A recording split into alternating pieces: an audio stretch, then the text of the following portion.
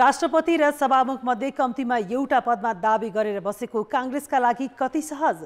कान्तिपुर समाचारमा आज गण्डकी र सुदूरपश्चिम प्रदेश सभाले आज सभामुख चयन गर्दा कर्णालीको पालो भोलि। जिम्मेवारी नपाउँदा प्रदेशका मन्त्री बने कामविहीन।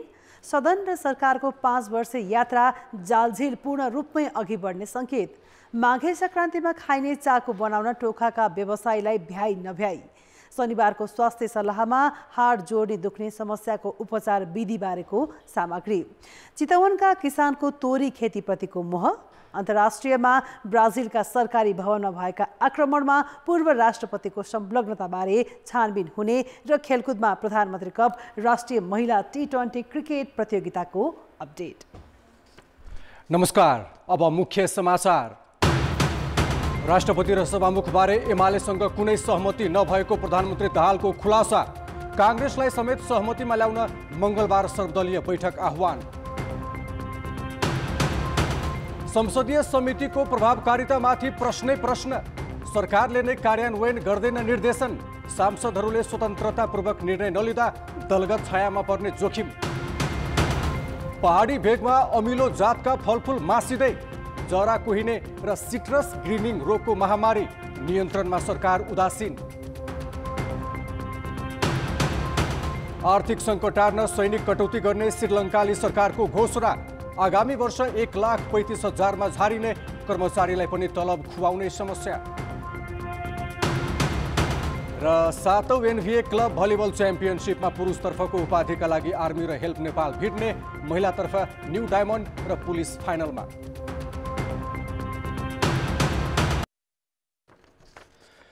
प्रधानमन्त्री पुष्पकमल दाहालले नेपाली कांग्रेसलाई सभामुख दिन सकिने संकेत गरेका छन्। अहिलेसम्म नेकपा एमाले लगायत कसैसँग राष्ट्रपति सभामुख लगायतका पदबारे पूर्व सहमति नगरिएको समेत प्रधानमन्त्रीले खुलासा गरे। माघ 3 गते बोलाइएको सर्वदलीय बैठकबाट सभामुखमा सहमति खोजिने प्रधानमन्त्रीको भनाइ छ। पुस 10 गते दाहाल प्रधानमन्त्री बन्दै गर्दा नेकपा एमालेलाई राष्ट्रपति र सभामुख दिने गरी बालकोटमा सहमति जुटेको चर्चा थियो।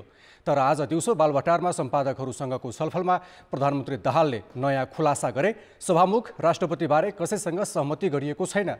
नेपाली कांग्रेसले सरकारलाई विश्वासको मत देला भन्ने आफूले कल्पनासम्म नगरेको भन्दै प्रधानमन्त्री दाहालले अब कांग्रेसलाई पनि सहमतिमा ल्याउनु आफ्नो जिम्मेवारी भएको बताए। कांग्रेसले मत हालेपछि अब सभामुखमा के गर्ने भनेर उसलाई सोध्नुपर्ने बताउँदै दाहालले यसमा सहमति जुटाउने कोसिसका लागि माघ 3 गते सर्वदलीय बैठक बोलाइएको जानकारी दिए।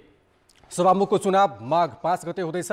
आफूले नेकपा एमालेका अध्यक्ष केपी शर्मा ओलीसँग सहमति गरेरै कांग्रेस सहितको सर्वदलीय बैठक डाकेको प्रधानमन्त्री दाहालको भनाइ छ। सरकार बनेको 20 दिन बितिसक्दा पनि मन्त्री परिषदले किन पूर्णता नपाएको भन्ने पत्रकारहरूको प्रश्नमा प्रधानमन्त्री दाहालले भोलि साँझसम्म मन्त्री परिषदलाई पूर्णता दिने र पर्सि सोमबार बस्ने मन्त्री परिषदको बैठक फुल क्याबिनेट हुने दावी गरे। मन्त्री परिषदलाई भोलि नै पूर्णता दिने बारे एमाले अध्यक्ष ओलीसँग सहमति जुटिसकेको प्रधानमन्त्रीको भनाइ छ। प्रधानमन्त्री दाहालले आफ्नो भारत भ्रमण चाँडै हुने भन्दै दूतावासले त्यसको तयारी गरिरहेको जानकारी दिएका छन्। उद्घाटन र शिलान्यास जस्ता विभिन्न कार्यक्रममा आफूलाई नबोलाउन आग्रह गर्दै प्रधानमन्त्री दाहालले नियमित सिंहदरबार जाने र सरकारलाई चलायमान बनाउने दावी समेत गरे। सङ्घ र प्रदेशमा नयाँ सरकार गठन भए पनि मन्त्री परिषदले पूर्णता पाएको छैन। मन्त्री बनाइएकाहरू धेरैले जिम्मेवारी समेत पाएका छैनन्। उता सुरुवातदेखि नै सदनमा दलहरूबीच चर्काचर्की सुरु भएको छ। यसले नयाँ जनप्रतिनिधिको 5 वर्षे कार्यकाल सहजै अगाडि नबढ्ने संकेत मात्रै गर्दैन, सदन र सरकारको यात्रा जालझेल पूर्ण राजनीतिमै अगाडि बढ्ने देखिन्छ। सरकार विस्तारकै विषयमा देखिएको खिचातानीले दलहरूको यात्रा सहज र सहमतिपूर्ण हुने देखिँदैन। एकले अर्कालाई अप्ठ्यारोमा पार्ने रणनीति अपनाउँदा क्षणभरमै समीकरण बदलिन्छ। दलहरूका बीचमा छिनछिनमै हुने समीकरण हेरफेर नै राजनीतिक अस्थिरताको मुख्य कारक बनेको छ। अहिले सदनमा सुरुदेखि नै देखिएको भनाभन र कटाक्षले सहज रूपमा अगाडि बढ्न सक्ने संकेत गर्दैन। सत्तारूढ दलकै बीचमा तमाम मुद्दामा फरकपना त छ नै, सरकार विस्तारमा बढ्दै गएको असमझदारीले पनि यात्रा सहज देखिँदैन। साना दलका कारणले कुनै चुनौती छैन, धेरै दलका कारणले कुनै चुनौती छैन। तर जब उहाँहरू दुईतिर हिँड्न थाल्नुहुन्छ, दुईटा दलका बीचमा मुख्य दुईटा दलका बीचमा मतभिन्नताहरू बढ्छ, त्यो बेलामा उहाँहरूको भूमिका अथवा उहाँहरूको सरकारका प्रतिको समर्थन, यसका प्रतिको आबद्धता, गोलबद्धता पनि क्षयीकरण हुने खतरा चाहिँ सँगसँगै देख्छु मैले। त्यसैले माओवादी र एमाले कति दिन सँगै हिँड्नुहुन्छ भन्ने कुरा मेजर हो जस्तो लाग्छ मलाई। दलहरूबीच अहिले बनेको समीकरण सत्ता स्वार्थकै लागि हो। स्वार्थ मिलेसम्म मात्रै यो टिक्न सक्छ। अर्कोतर्फ दलहरूमा बदलाको भावना उच्च देखिन्छ। विश्वास कायम गरेर अगाडि बढ्नुभन्दा पनि चालबाजीपूर्ण तरिकाले गठबन्धन गरिएकाले क्षणभरमै स्वरूप परिवर्तन नहोला भन्ने आधार देखिँदैन। सभामुख र राष्ट्रपतिको चुनावसम्म चाहिँ हामीले पर्खेर हेर्नुपर्छ र त्यसपछि मात्रै यो परिस्थिति कसरी विकसित हुन सक्छ भनेर भन्न सकिन्छ। एमाले अलिकति आशंकित भएको छ प्रधानमन्त्रीसँग, तर प्रधानमन्त्रीले एमालेलाई होइन काङ्ग्रेसले आफै दिएको हो समर्थन, यसमा कुनै चालबाजी छैन भनेर विश्वास दिलाउन खोजिरहनु भएको छ।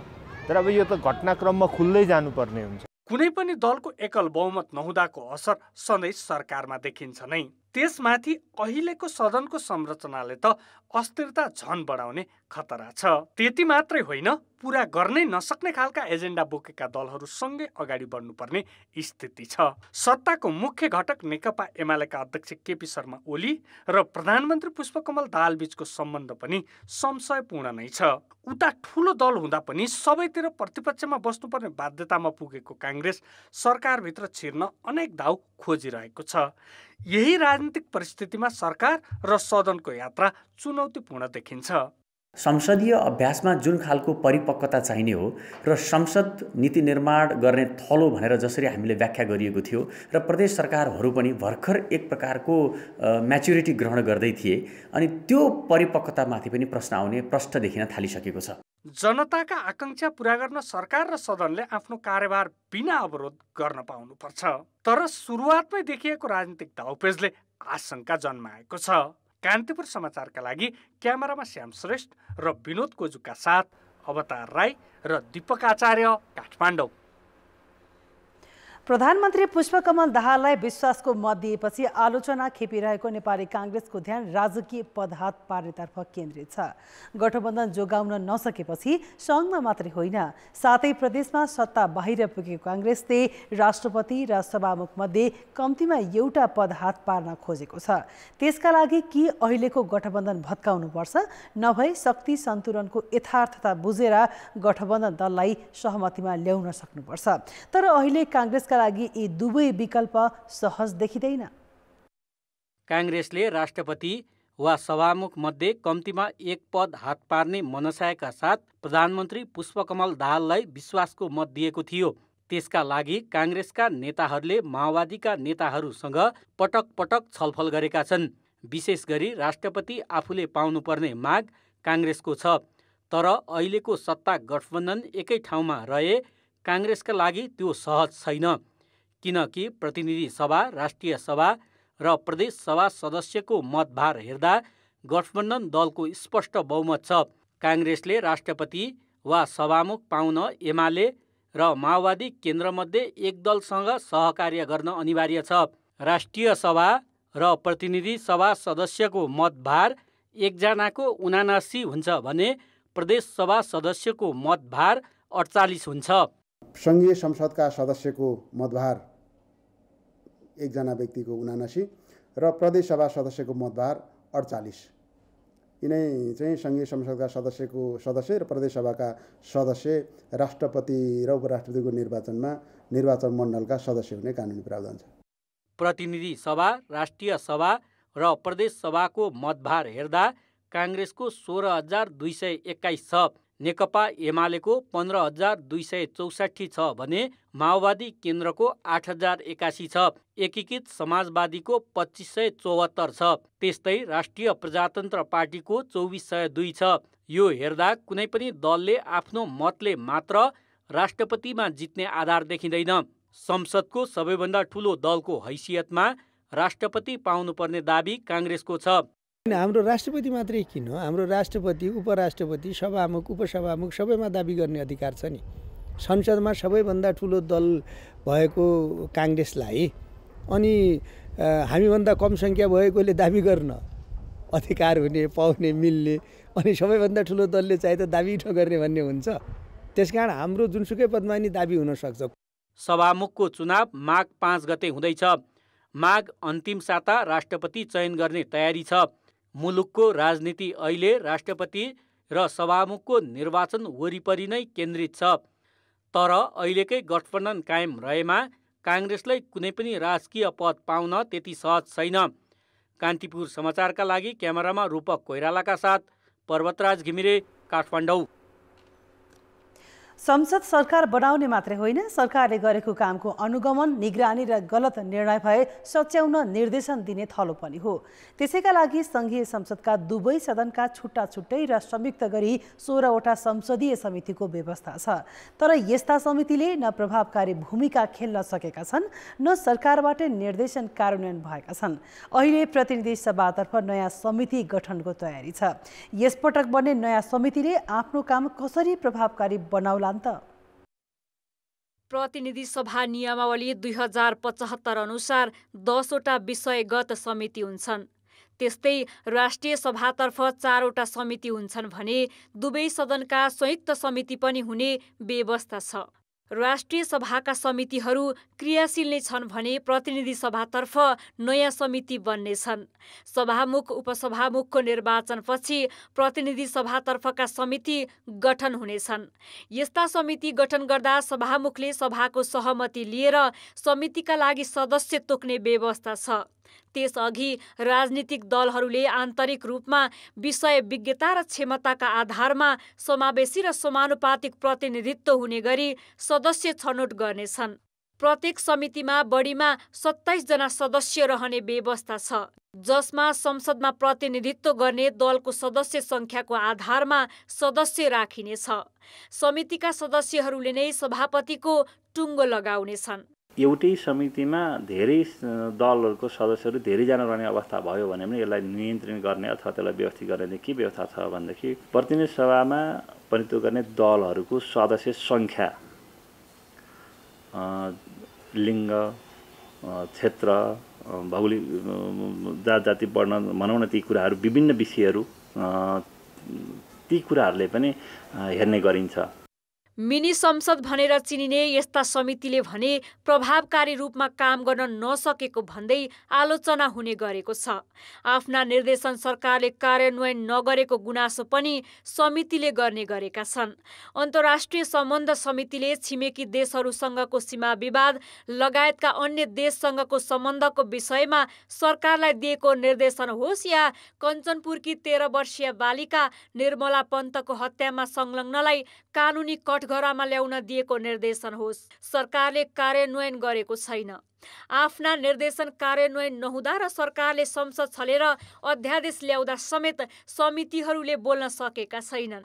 अब बन्ने समितिले कसरी काम गर्छन् त? सरकारले चाहिँ समितिका निर्देशनहरूलाई चाहिँ पालना नगर्ने, तिनीहरूलाई चाहिँ एक किसिमले चाहिँ लागू नगर्ने खालको एउटा जुन प्रब्लम छ, त्यो जुन खालको चाहिँ प्रवृत्ति छ, त्यसलाई चाहिँ हामीले अन्त्य गर्नुपर्छ। अब बन्ने समितिहरूमा काबिल नेतृत्व पनि दिनुपर्छ। संसदीय मूल्य मान्यता छ, मिनी पार्लियामेन्टको रूपमा चाहिँ काम गर्नुपर्ने चाहिँ जिम्मेवारी छ, या सरकारलाई निगरानी गर्ने जुन भूमिका छ, त्यो भूमिका चाहिँ बडा निर्भीकताका साथ निभाउनुपर्छ। दबाव र प्रभावबाट मुक्त हुनुपर्दछ। त्यसो भएको खण्डमा समितिहरूले प्रभावकारी रूपबाट काम गर्न सक्छ भन्ने मलाई लाग्छ। मेरो आफ्नो व्यक्तिगत भोगाइ पनि हो, अनुभव पनि हो र चाहिँ हुनुपर्ने पनि त्यही नै हो। सरकारका काम कारबाहीको निगरानी गर्न बन्ने संसदीय समितिमा सरकारको छाया पनि पर्ने गरेको छ। दलीय आधारमा सरकारप्रति देखिने निकटता यसको मुख्य कारण हो। संसदीय समितिलाई प्रभावकारी बनाउन समितिको नेतृत्व तथा सदस्यहरूले आफूलाई निष्पक्ष र तटस्थ बनाउन जरुरी हुन्छ। कान्तिपुर समाचारका लागि क्यामेरामा सञ्जय लुइटेलका साथ अञ्जना लामिछाने, काठमाडौँ। अब जनमतको अन्तिम परिणाम। जनमतमा हिजो हाम्रो प्रश्न थियो, धराशयी बनेको साझा प्रकाशनलाई सुधार्न के गर्नु पर्ला? ए, राजनीतिक हस्तक्षेप मुक्त, बी, आर्थिक अनियमितता छानबिन र सी, आत्मनिर्भर बनाउने। जनमतको अन्तिम परिणाम यस्तो छ, ए, राजनीतिक हस्तक्षेप मुक्तमा 51%, बी, आर्थिक अनियमितता छानबिनमा 43% र सी, आत्मनिर्भर बनाउनेमा मात्र 6% मत प्राप्त भएको छ। अब आजको प्रश्न, जनमत संसदीय समितिहरूलाई प्रभावकारी बनाउन के गर्नु पर्ला? ए. सरकारको छायाबाट मुक्त, बी. सक्षम नेतृत्व र सी. निर्णय कार्यान्वयनमा अग्रसरता। जनमतको अन्तिम परिणाम भोलि साँझ 8 बजेको कान्तिपुर समाचारमा प्रसारण गर्नेछौँ। कृपया न्युज स्पेस AB वा सी टाइप गरी 34001 मा SMS गरी आफ्नो मत व्यक्त गर्नुहोला। गण्डकी प्रदेशसभाको सभामुखमा माओवादी केन्द्रका कृष्ण धिताल निर्वाचित भएका छन्। आज भएको निर्वाचनमा 32 मत ल्याएर सत्तारूढ गठबन्धनका धिताल सभामुखमा निर्वाचित भएका हुन्। निर्वाचनमा 58 मत खसेको थियो। धितालले राप्रपा, एमाले, माओवादी केन्द्र र एक स्वतन्त्र सांसदको मत प्राप्त गरे भने सभामुखमै अर्का प्रत्याशी काङ्ग्रेसकी सरस्वती अर्याल तिवारीले 26 मत पाइन्। मुख्यमन्त्रीलाई विश्वासको मत नदिएका स्वतन्त्र सांसद राजीव गुरुङले सभामुखमा भने धिताललाई मत दिएका छन्। सुदूरपश्चिम प्रदेशसभाले आज पनि सभामुख चयन गर्न सकेन।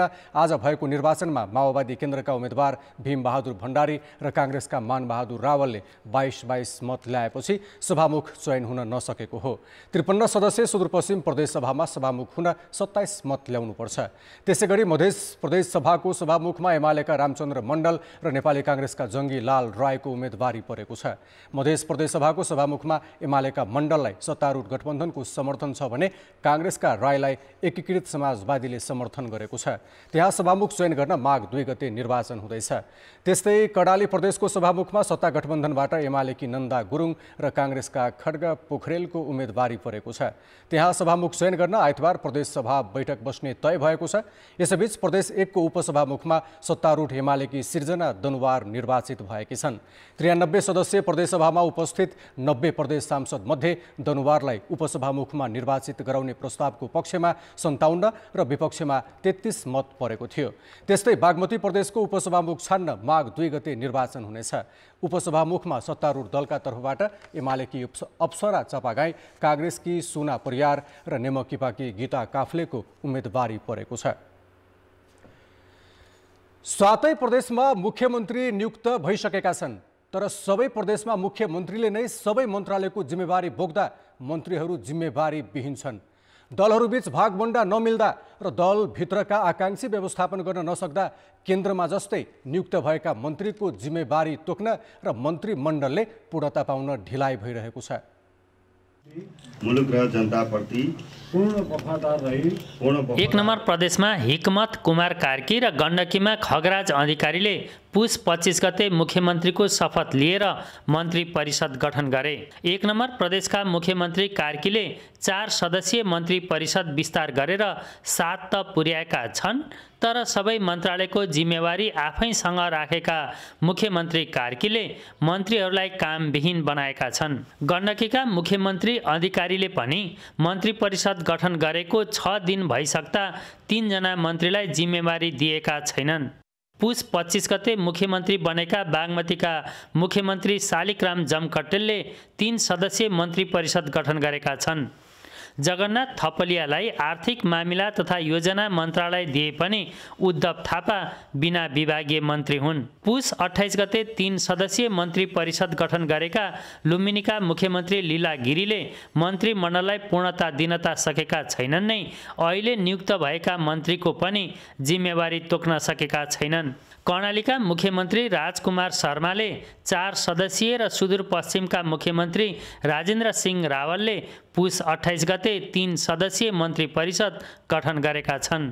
शर्मा र रावलले पनि मन्त्रीलाई जिम्मेवारी नदिई कामविहीन बनाएका छन्। सानो मन्त्री परिषद गठन गरेर शपथ लिने र मन्त्रीहरूलाई कामविहीन बनाउनेको सूचीमा शुक्रबार पदभार ग्रहण गरेका मध्य प्रदेशका मुख्यमन्त्री सरोज कुमार यादव पनि छन्।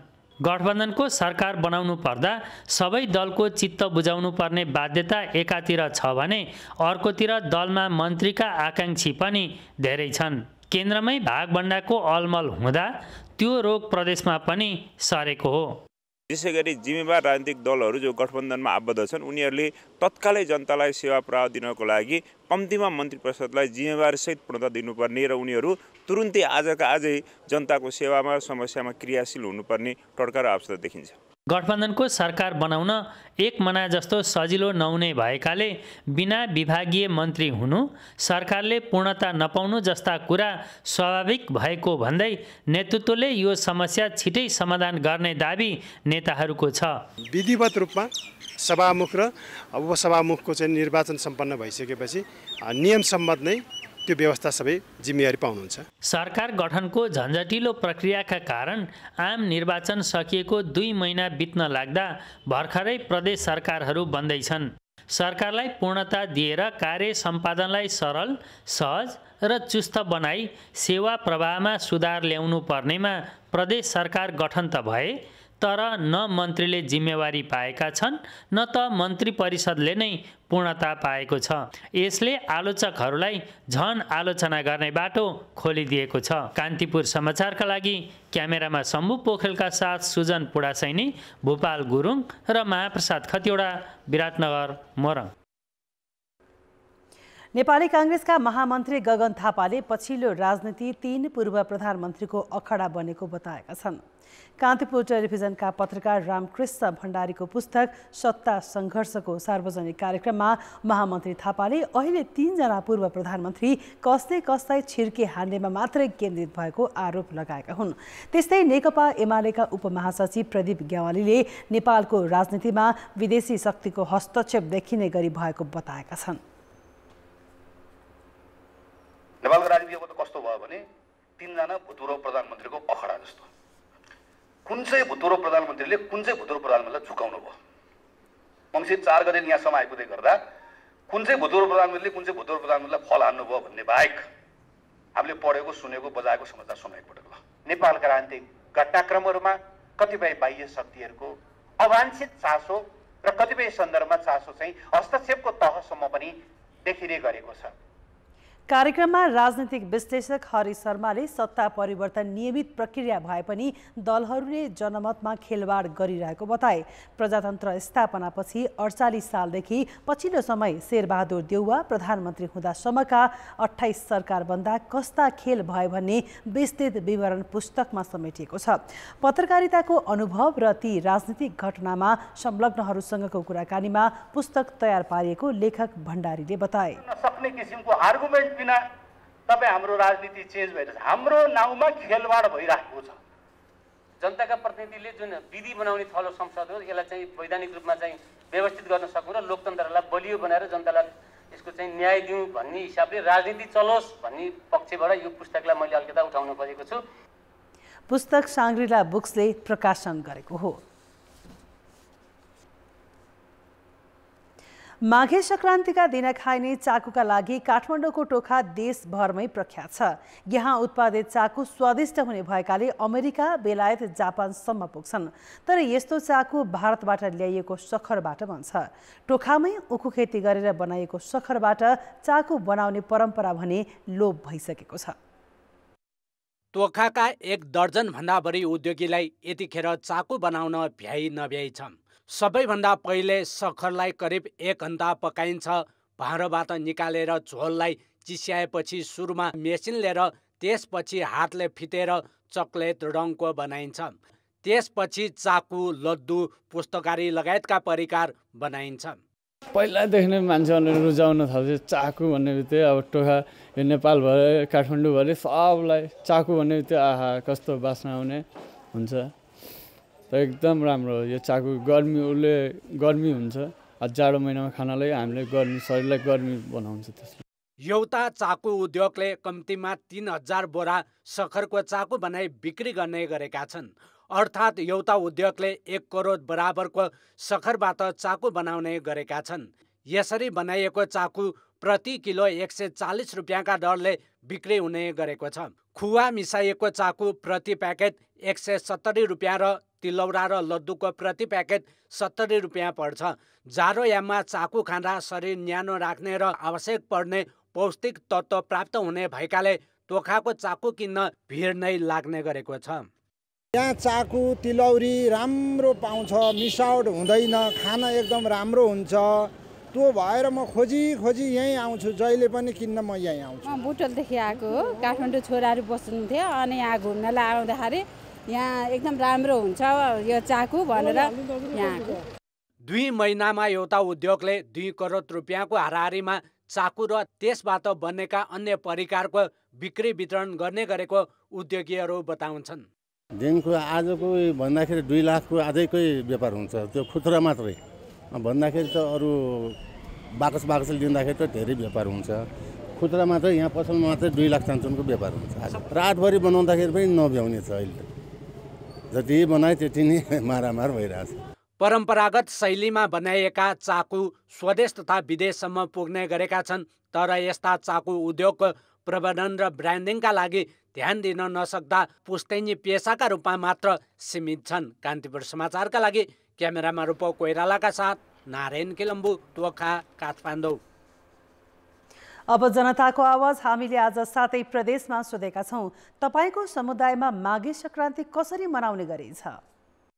जनताको आवाज पोका चिचरहरू बनाएर घोङ्गे मासुहरू पकाएर सेलरोटी हाल्छौँ, कद्दु पिरालु खान्छौँ, गुन्जी खान्छौँ। छोरी छोराको विवाह गर्ने निर्णय गर्ने, अब आफ्नो छोरी बहिनीहरूलाई बोलाउने, मिठो मिठो खाना दिने। सानसानो केटाकेटी तिनीहरू पायो खेल्न पनि जान्छन्। आफन्तहरूलाई भेटेर साथीहरूसँग घुम्न गएर मनाउँछौँ। कृषिका नयाँ अन्नपातहरू काटेर आफ्नो घरमा थन्काइन्छ। झिझिया हुन्छ अनि पूर्वी नाच हुन्छ। गत वर्षको समीक्षा र आर्थिक वर्षको योजनाहरू बनाउने, खानेकुरामा मात्रै नभएर अब हाम्रो अधिकारकोहरू पनि यसमा पनि हामी राख्ने माग गरेका छौँ। सबै चिज नयाँ हिसाब किताब हामीले त्यो दिन सुरु गर्छौँ। हामी मन्तरलाई फेरि टीका पनि लाउने गर्छौँ। स्पेशली भन्दा पर्दा चिचर र माछा खाएर मनाउने चलन हो। ठुला बडा मान्छेसँग आशीर्वाद लिने, मासु माछा परिकारहरू आफ्नो बनाउन तरकारीहरू खाने गरिन्छ हैन।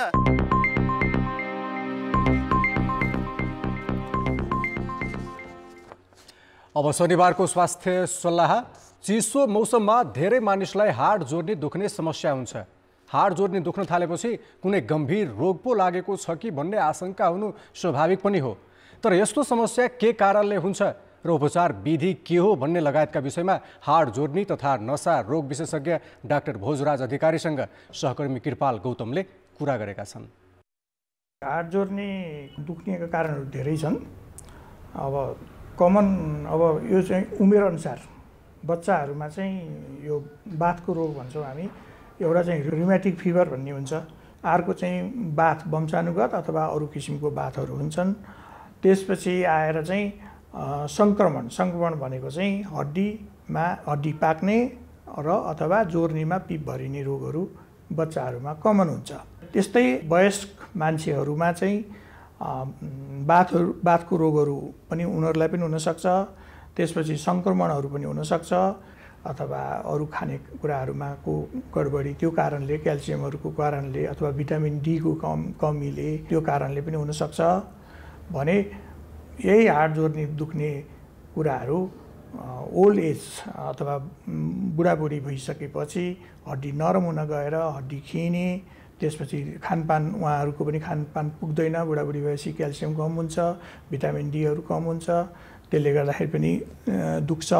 त्यो बाहेक सबै केसहरूमा चाहिँ पुरानो चोटपटक लागेको छ अथवा कुनै अपरेसन गरेको छ भने जाडोमा पानी परेको अवस्थामा अलिकति त्यो बल्झिन जान्छ। हामीले के बुझ्नु पर्यो भने यो बल्झिने हो चिसोले गर्दा के अरे त्यो दुखेको चाहिँ होइन, अलरेडी दुखेको कुरो, अलरेडी भएको रोगलाई चाहिँ त्यो चिसोले बढ्छ। अब यसलाई के गर्ने त भन्दाखेरि हामीले सामान्यतया जे गर्दा दुख्छ, जे गर्दा गाह्रो हुन्छ त्यो कुरो हामी आफैले घरमा कम गर्न सकिन्छ। जस्तै अब तपाईँ धेरै तल र माथि गर्दा दुख्न थाल्यो भने तल माथि कम गर्नु पर्यो। अब चिसोले गर्दा गाह्रो भयो भने न्यानो लुगाहरू लाउनु पर्यो। अनि यसो हिँडुल बसिराख्दाखेरि नि त त्यो खुम्चिन्छ, मांसपेशीहरू राम्रोसँग चल्न पाउँदैन, यसो हिँड्नु पर्यो, यताउता अलिकति जिउलाई चलाउनु पर्यो हैन। रेगुलर एक्टिभिटी जो एक्सर्साइज भन्छौँ हामी, एक्सर्साइज भनेर सकि नसकि गर्ने होइन, आफ्नो जिउले थाम्ने, आफ्नो जिउले गर्नु पर्यो। अनि पोसिलो खानेकुराहरू खानु पर्यो हैन, दुधहरू खानु पर्यो, क्याल्सियमयुक्त खानेकुराहरू खानु पर्यो। त्यति गर्दा नि भएन। अब तपाईँलाई सनै सकेन, गाह्रो भयो, भने चाहिँ त अस्पताल गएर अस्पतालसँग त्यहाँ जाँच हुन्छ, रगत जाँच्छन्, एक्सरे गर्लान्, अब त्यो त्यही अनुसार अगाडि बढ्ने हो। एक समय चितवनले तोरीका लागि निकै ख्याति कमाएको थियो। त्यहाँ उत्पादन हुने तोरी देशैभर पुग्थ्यो। पछिल्लो समय जग्गा खण्डीकरण तथा लागत खर्च उठाउने समस्या देखिएपछि चितवनबाट बिस्तारै तोरी उत्पादन घट्दो क्रममा थियो। यस वर्ष भने चितवनका किसान तोरी खेतीप्रति पुनः आकर्षित भएको पाइएको छ। चितवनमा तोरी उत्पादन पुरानै अवस्थामा फर्किन थालेको छ। यस वर्ष चितवनका फाँटहरूमा पहिल्यै फुलेको तोरी देख्न सकिन्छ। यो दृश्यले जो कोहीलाई पनि मोहित बनाउँछ। विगतका वर्षमा त्यति वास्ता नगर्ने किसान यसपटक धेरैजसोले तोरी नै लगाएका छन्। सिँचाइ लगायतका समस्या हटेपछि किसानहरू हौसिएका छन्। गत वर्ष तोरीबाट राम्रो आम्दानी गरेकाले पनि यसपटक तोरी खेतीप्रति किसानको आकर्षण देखिन्छ। तुसारो नपरेको हुँदाखेरि चाहिँ अब किसानहरूले लगाएको तोरीहरू अति नै राम्रो देखिएको छ।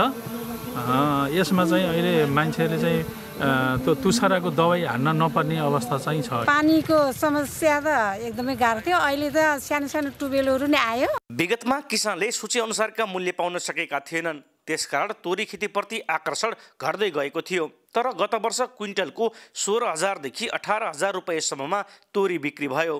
अघिल्लो वर्ष चितवनमा 12,200 हेक्टरमा तोरी खेती लगाएकोमा यस वर्ष बढेर 14,100 हेक्टर पुगेको छ। किसानहरूलाई तोरी खेतीप्रति आकर्षित गर्न कृषि ज्ञान केन्द्र चितवनले पनि विभिन्न सहयोग गरिरहेको छ। चितवन र मकवानपुर जिल्लाको चाहिँ सम्भावित तोरी खेती हुने एरियामा चाहिँ हामीले चाहिँ किसानलाई सपोर्ट गरेका छौँ। त्यसमा चाहिँ हामीले बिउको सपोर्ट गरेका छौँ, अलिअलि तपाईँको माइक्रोन्युट्रिएन्टहरू सपोर्ट गरेका छौँ। पहिले तोरी खेतीमा परजीवी बिरुवाको समस्याले उत्पादनमा समेत कमी हुँदै आएको थियो। गत वर्षबाट भने यस्तो समस्या पनि नदेखिएको कृषि ज्ञान केन्द्रले जनाएको छ। उत्पादन बढ्नुको साथै मूल्य समेत राम्रो पाउनु, वनजन्तुबाट कम क्षति पुग्ने, तोरी उत्पादनको लागि धेरै मेहनत पनि गर्नु नपर्ने भएकाले यसपालि तोरी खेतीमा धेरै आकर्षण देखिन्छ। सोही कारण एक वर्षमै जिल्लामा 2,000 भन्दा बढी हेक्टरमा तोरी खेती बढेको छ। कान्तिपुर समाचारका लागि राजु चौधरी, भरतपुर, चितवन। प्रधानमन्त्री पुष्पकमल दाहालले आफूलाई राष्ट्रिय सहमतिको प्रधानमन्त्री बनेको महसुस भएको बताएका छन्। 2033-34 सालमा गोर्खाको भीमोदय माविको शिक्षक रहँदा ताका घरबेटी भुवन प्रसाद श्रेष्ठको जीवनीमा आधारित पुस्तकको शनिबार काठमाडौँमा लोकार्पण गर्दै प्रधानमन्त्री दाहालले असाधारण रूपले प्राप्त गरेको विश्वास मतले आफूलाई यस्तो महसुस भएको बताएका हुन्। कार्यक्रममा दाहाल, शिक्षक हुँदाका सहकर्मीहरू, पूर्व पर्यटन मन्त्री रामकुमार श्रेष्ठ र पूर्व अर्थ राज्य मन्त्री चिनकाजी श्रेष्ठले पनि पुस्तकको बारेमा धारणा राखेका थिए। अर्थ र विकास। अमिला जातका सुन्तला, जुनार, कागती जस्ता फलफुलका बोटका जरा कुहिने र सिट्रस ग्रिनिङ रोगले महामारीकै रूप लिएको छ। त्यसैले पनि यी फलफुलको उत्पादन घट्दो छ। रोगले किसानका बगैँचा रितिँदै गए पनि रोगको नियन्त्रणमा भने ठोस पहल भएको छैन। अमिला जातका फलफुलबाट वार्षिक 1 लाख रुपियाँसम्म आम्दानी गर्दै आएकी प्युठानकी किसान कमला रोकाको आम्दानी अहिले 20,000 देखि 25,000मा सीमित भएको छ। भएका बोट रोग लागेर मरेपछि रोका र उनी जस्तै किसानको आय घटेको हो। फुल्ने बेलामा राम्रो फल्थ्यो पनि झर्ने बेलामा पाक्ने बेलामा कुहिने, खस्ने, किरा पर्ने फल लाग्छ। त्यस्तो पाटा भरि बिसिन तपाईँले यत्नै देख्नु आयो, उहाँ पोल्टेर पाटा हेर्ने नि त मुन्तिर कस्तो छ। पाटै भरि प्यालपुर छ कि बुटेर खाली भए। कुनै बेला सुन्तलाको पकेट क्षेत्र मानिएको काभ्रेको अवस्था पनि यस्तै छ। काभ्रेमा कहलिएका बगैँचा अहिले उजाड बनेका छन्। सुन्तलाको बोट नै सुकेपछि किसान सुन्तला खेतीबाटै विस्थापित भएका छन्। किसानको फिल्डमा गएर हेर्ने काम केही भएको हामीले महसुस गरेका छैनौँ। हामीले पटक पटक यसको बारेमा जानकारी गराएका छौँ। सिट्रस ग्रिनिङ र जरा कुहिने रोगले मध्य पहाडी जिल्लाका बगैँचा रित्तिन लागे पनि अहिलेसम्म रोग निदानको ठोस पहल भएको छैन। नेपाल कृषि अनुसन्धान परिषद नार्कका अनुसार यस रोगको उपचार पद्धति नेपालसम्म आइपुगेको छैन। तत्कालका लागि बोट र बगैँचा व्यवस्थापन गर्नु नै उचित हुने नार्कले सुझाएको छ। एउटा किसानकोमा लागिसकेपछि उहाँले नियन्त्रण गर्नु भएन भने त त्यो किराले सार्ने भएको हुनाले त्यो गाउँभरि फैलिन्छ। यसलाई चाहिँ नियन्त्रण गर्न उही महामारी जस्तो हो, अलिकति प्याकेज रूपमा गएर हामी सबै मिलेर किसान, कृषि प्रसार, अनुसन्धान सबै जागरुक गराउनको लागि एउटा विशेष संयन्त्र चाहिन्छ जस्तो मलाई लाग्छ। बोट सुक्दै जाने, कम फल्ने, सानो फल लाग्ने लगायत समस्या देखिएको 50 वर्ष नागिसकेको छ। तत्कालका लागि रोग देखिएका बगैँचा नै खाली गरी पुनः स्वस्थ बिरुवा रोप्नुपर्ने प्राविधिकहरूले सुझाएका छन्। सङ्घीय कृषि तथा पशुपन्छी विकास मन्त्रालयले किसानलाई क्षतिपूर्ति दिएरै भए पनि बोट नष्ट गरी अघि बढ्ने योजना बनाएको छ। नर्म्स पनि हामीले मा छलफल भइरहेको छ कि जसको बगानहरू त्यस्तो क्षतिग्रस्त भएका छन् तिनलाई नाश गर्ने र तिनलाई क्षतिपूर्ति दिने किसिमले पनि यो कार्यक्रमहरू ल्याउनुहोस् भनेर मैले भनेको छु। यो छलफल र रिसर्च पनि भइरहेको छ। अपेक्षाकृत उत्पादन बन्न नसक्दा गत आर्थिक वर्षमा मात्र 1 अर्ब 27 करोड रुपियाँको सुन्तला भारत, इजिप्ट र युगान्डा लगायतका देशबाट आयात भएको छ। वार्षिक उत्पादन 17 लाख टनबाट घटेर अहिले 15 लाख टन आसपासमा छ। भौगोलिक हिसाबले नेपाल सुन्तला, कागती, जुनार लगायतका फलफुल उत्पादनका लागि अनुकूल मानिन्छ। निर्यात गरेर विदेशी मुद्रा आर्जन गर्नुपर्ने बेलामा उत्पादन नै घट्नु देशकै लागि लाजमर्दो विषय हो। कान्तिपुर समाचारका लागि काभ्रेबाट रमा दाहाल, प्युठानबाट शमशेर विक्रमजीसी र क्यामेरामा विनोद कोजुका साथ सुमन पन्थ, काठमाडौँ। खेलकुद समाचार। कान्तिपुर खेलकुद समाचारमा स्वागत छ। 7औं एनभिए महिला तथा पुरुष क्लब भलिबल च्याम्पियनसिपको महिला तर्फको उपाधिका लागि नेपाल पुलिस र न्यू डायमन्ड भिड्ने भएका छन्। आज राष्ट्रिय खेलकुद परिषदको कभर हलमा भएको खेलमा अर्को विभागीय क्लब एपीएफलाई 3-2 को सेटमा हराउँदै पुलिस उपाधि नजिक पुगेको हो। पहिलो सेट पुलिसले 25-15 ले जित्यो। त्यसपछिका दुवै सेट एपीएफले 25-17 र 25-21 ले जितेर 2-1 को अग्रता बनायो। चौथो सेट फेरि पुलिसले 25-21 ले जितेपछि खेल 2-2 को रोमाञ्चक स्थितिमा पुगेको थियो। निर्णायक तथा 5औं सेटमा पुलिसले 9औं राष्ट्रिय खेलकुद प्रतियोगिताको च्याम्पियन एपीएफलाई 15-7 ले हराएर उपाधि नजिक पुगेको हो। त्यस्तै न्यू डायमन्ड एकाडेमीले आर्मीलाई 3-1 को सेटमा हरायो। पहिलो सेट भने आर्मीले 25-17 ले जितेको थियो, तर बाँकी सेटमा उत्कृष्ट पुनरागमन गरेको डायमन्डले 25-19, 25-16 तथा 25-18 को जित निकाल्न सफल भयो। फाइनल खेल भोलि 12 बजे हुनेछ। तेस्रो स्थानका लागि बिहान 8 बजे प्रतिस्पर्धा हुनेछ। साबिक विजेता त्रिभुवन आर्मी क्लब 7औं संस्करणको एनभिए महिला तथा पुरुष भलिबलको फाइनल प्रवेश गरेको छ। अर्को विभागीय सशस्त्र प्रहरीको एपीएफलाई 3-0 को सेटमा पराजित गर्दै आर्मी पुरुषतर्फ फाइनलमा पुगेको हो। त्रिपुरेश्वर स्थित राष्ट्रिय खेलकुद परिषदको कभर हलमा आर्मीले रोचक तथा प्रतिस्पर्धात्मक जित हात पार्यो। पहिलो सेटमा 21-22 ले पछि परेको अवस्थाबाट पुनरागमन गर्दै आर्मीले 23-23 को बराबरी गरेको थियो। त्यसपछि भने उसले लगातार 2 पोइन्ट बटुल्यो। दोस्रो सेटमा आर्मी 25-17 ले सहजै विजयी भयो। तेस्रो सेटमा 20-7 को अग्रता बनाए पनि स्पाइक र सर्भिसमा गल्ती दोहोर्याएपछि आर्मी मात्र 25-17 ले विजयी भएको थियो। आर्मीका spiker Manbahadur Shrestha player of the match बने। आर्मीले फाइनलमा हेल्प नेपालसँग खेल्नेछ। पाकिस्तानी खेलाडी सम्मिलित हेल्प नेपालले दोस्रो सेमिफाइनलमा नेपाल पुलिस क्लब विरुद्ध 3-2 सेटको कठिन जित निकाल्यो। पहिलो सेट 25-23 ले जितेको हेल्प नेपालले दोस्रो सेट 26-24 ले गुमाएको थियो। तेस्रो सेट 25-17 ले जिते पनि चौथो सेट 25-20 ले गुमाएपछि खेल 5औं तथा निर्णायक सेटमा धकेलियो। अन्तिम सेट हेल्प नेपालले 15-8 ले जित्दै उपाधि भिडन्त पक्का गर्यो। फाइनल खेल भोलि दिउँसो 2 बजे हुनेछ। त्यसैगरी बिहान 10 बजे पुलिस र एपीएफले तेस्रो स्थानका लागि प्रतिस्पर्धा गर्नेछन्। विभागीय टिम एपीएफले प्रधानमन्त्री कप टी20 क्रिकेटमा विजयी सुरुवात गरेको छ। एपीएफले गण्डकी प्रदेशमाथि 7 विकेटको शानदार जित हात पार्यो। इटहरीको जनता पार्क खेल मैदानमा टस जितेको एपीएफले गण्डकीलाई ब्याटिङको निम्तो दियो। गण्डकीले निर्धारित 20 ओभर खेल्दा 7 विकेट गुमाएर 51 रन मात्र बनायो। कप्तान श्रेष्ठ जयसीले 14 रन बनाइन्। उनले 24 बलको सामना गरिन्। गण्डकीको इनिङ्समा यो नै दोहोरो अङ्कको तथा सर्वाधिक रनको स्कोर बन्यो। बाँकी 8 खेलाडीले 16 ओभर खेल्दा मात्र 27 रन बनाउन सके। सुमन विष्टले 3 विकेट लिइन्। 52 रनको लक्ष्य एपीएफले 8 ओभर 3 बलमा मात्र 3 विकेट गुमाएर पुरा गरेको थियो। कप्तान सीता राणा मगरले सर्वाधिक 19 रन बनाइन्। ओपनर ज्योति पाण्डे 8 रनमा आउट भइन्। रमा थापा 14 रनमा अविजित थिइन्। श्रेष्ठ जयसीले 4 ओभरमा 19 रन खर्चदै 3 विकेट लिए पनि पर्याप्त भएन। जितसँगै एपीएफ समूह ए को शीर्ष स्थानमा उक्लिएको छ। यो समूहको पहिलो खेलमा सुदूरपश्चिमले बागमती विरुद्ध जित निकालेको थियो। सुदूरपश्चिम समान अङ्कसहित दोस्रो स्थानमा छ। यस्तै आजै भएको अर्को खेलमा लुम्बिनीले कर्णाली प्रदेशमाथि 98 रनको सहज जित हात पारेको छ। जनता पार्क इटहरीमै भएको खेलमा टस जितेर पहिले ब्याटिङ थालेको लुम्बिनीले निर्धारित 20 ओभरमा 5 विकेट गुमाएर 147 रनको योगफल बनायो। पहिलो विकेटका लागि लुम्बिनीले 71 रनको साझेदारी गर्यो। लुम्बिनीका लागि ओपनर द्वय लक्ष्मी चौधरीले 33 तथा आसमा पुलामी मगरले 14 रन बनाए र 50 रनको साझेदारी गर्दा बाँकी 21 रन अतिरिक्त पाएको थियो। सरस्वती पुनले 30 रन बनाइन्। यमुना थारू र बिना थापाले 2 विकेट हात पारे रमा बुढाथोकीको नाममा 1 विकेट रह्यो। जवाफमा उत्रिएको कर्णाली 18.1 ओभरमा सबै विकेट गुमाएर मात्रै 49 रनमा समेटिएको थियो। किरण कुँवरले 10 तथा यमुना थारूले 13 रन बनाउँदा बाँकी खेलाडी दोहोरो अङ्कको स्कोर बनाउन नपाई बाहिरिए। कर्णालीका 7 खेलाडीले 1 रन पनि बनाउन सकेनन्। कृतिका मरासिनी तथा मधु जीसीले 3-3 विकेट हात पारे। सुस्मिता भुसालले 2 विकेट लिइन्। समूह बीमा लुम्बिनी र प्रदेश 1 ले 2-2 अङ्क बनाउँदा कर्णाली र मध्य प्रदेश अङ्कविहीन छन्। खेलको समाचार अहिलेलाई यति नै। अब मौसम सम्बन्धी जानकारी।